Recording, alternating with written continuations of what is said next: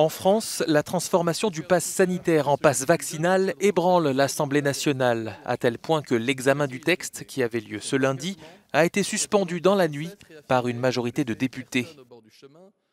Les débats doivent finalement reprendre ce mardi en fin de journée, un contretemps qui risque de retarder l'entrée en vigueur de la mesure, prévue initialement pour le 15 janvier. Si nous y arrivons, c'est parce que nous avons un vaccin. Les Français ne s'y sont pas trompés, ils seront d'ici demain 53 millions à avoir reçu au moins une première injection. Un an après cette chère Morissette qui avait reçu son injection, 53 millions, qui eût cru il y a un an qu'un tel nombre de Français se laisseraient convaincre par la vaccination. Il faut le saluer. Le vaccin est également au cœur de la politique sanitaire au Royaume-Uni. Le Premier ministre Boris Johnson, en visite lundi dans un centre de vaccination, a appelé les Britanniques à faire leur dose de rappel pour éviter un engorgement des hôpitaux face à Omicron.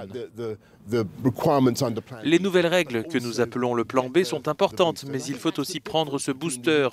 Et je pense que c'est la différence entre le Royaume-Uni et une grande partie du reste de l'Europe, voire du monde. Nous avons un très très haut niveau de vaccination maintenant et nous devons continuer très vite.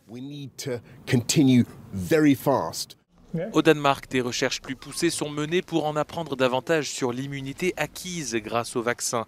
Des échantillons de sang sont prélevés auprès de personnes avant et après leur injection pour connaître également le niveau de protection en fonction des variants. Enfin, en Allemagne, chaque lundi, des marches silencieuses sont organisées pour protester contre la gestion de la crise sanitaire dans ce quartier de l'Est de Berlin.